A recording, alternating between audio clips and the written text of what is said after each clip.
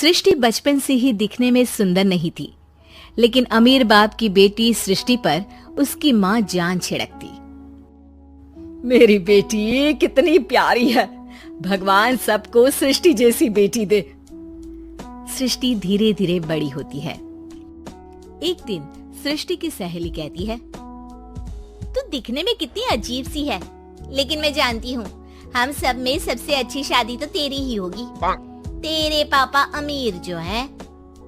और बता नहीं सकते यार, दहेज तो हर कोई देता है, ये क्या ज्यादा ले जाएगी अपने पति के लिए?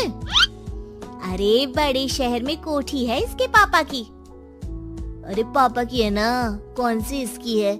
इसकी होती तब तो कोई भी लड़का इससे शादी कर लेता।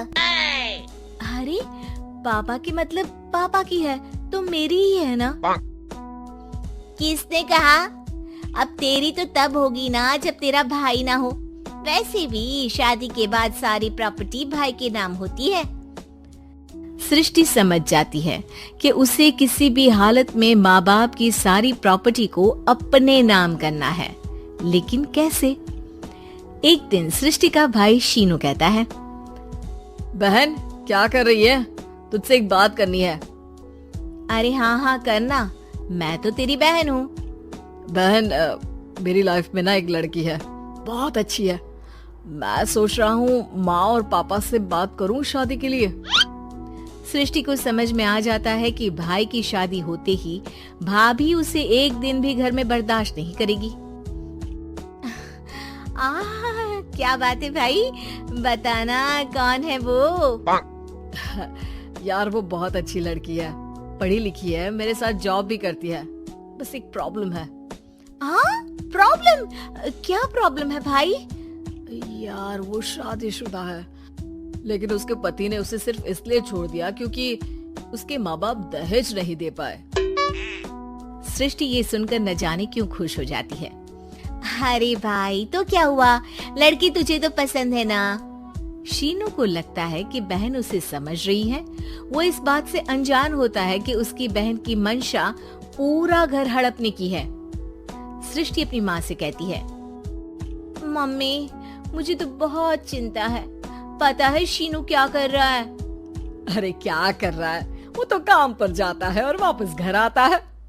नहीं ना माँ, वो यही तो नहीं कर रहा, बाकी सब कर रहा है।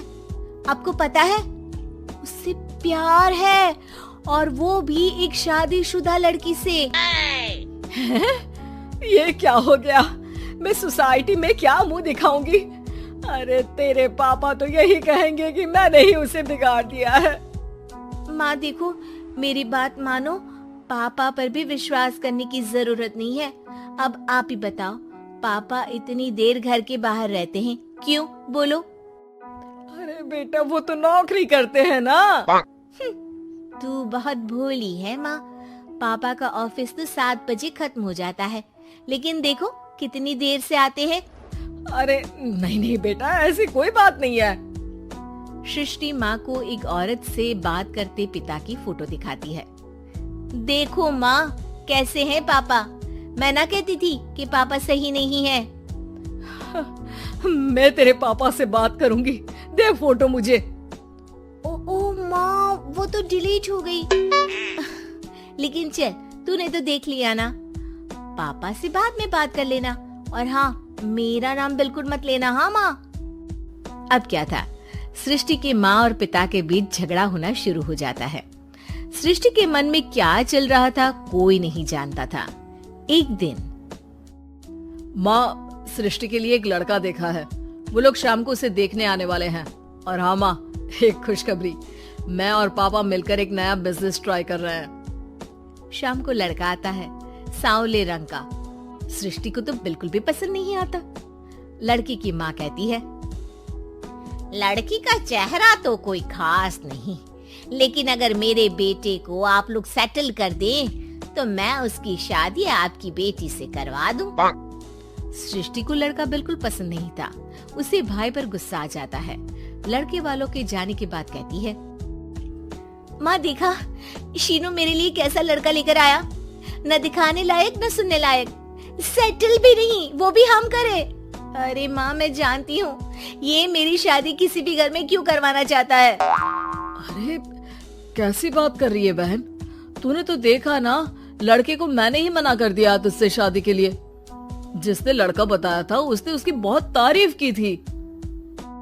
बात आई गई हो जाती है, लेकिन सृष्टि का मन शांत नहीं होता।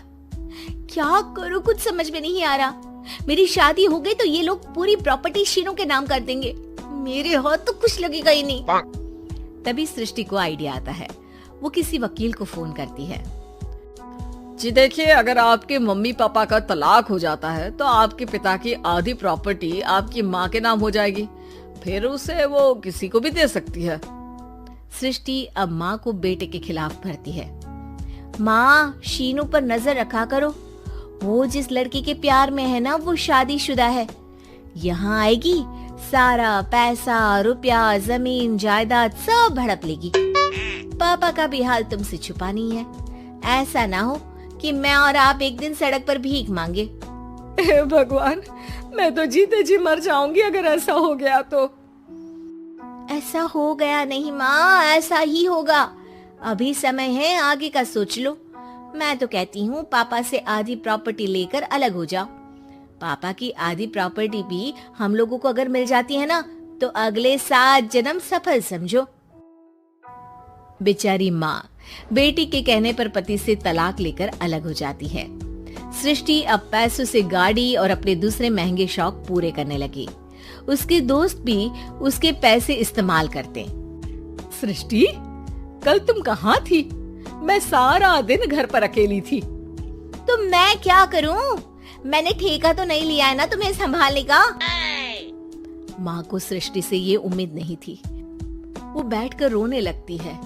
वहीं उसका पति यानी कि सृष्टि के पिता आ जाते हैं। मैं जानता था कि तुम्हारा यही हाल होगा, तो आपने मुझे रोका क्यों नहीं? मैं रोकता तो तुम रुकती क्या? सृष्टि के कहने पर तुमने मुझ पर अपने बेटे पर शक किया, लेकिन तुम ये भूल गई कि कैसे हम दोनों ने मिलकर जीवन में इतना सब खड़ा किया। माँ पति के गले लग जाती है। मुझे माफ कर दीजिए, मैंने आपकी कमाई का एक बड़ा हिस्सा गवा दिया। कोई बात नहीं, तुम साथ हो तो मैं ऐसी 7 प्रॉपर्टी खड़ी कर दूंगा। तभी वहाँ सृष्टि आ जाती है रोते हुए। माँ, मयंक ने मुझे छोड़ दिया। वो बोल रहा था जब तक मेरे पास पैसे थे तब तक ही वो मेरे साथ था। पापा, माँ, मुझे माफ कर दीजिए।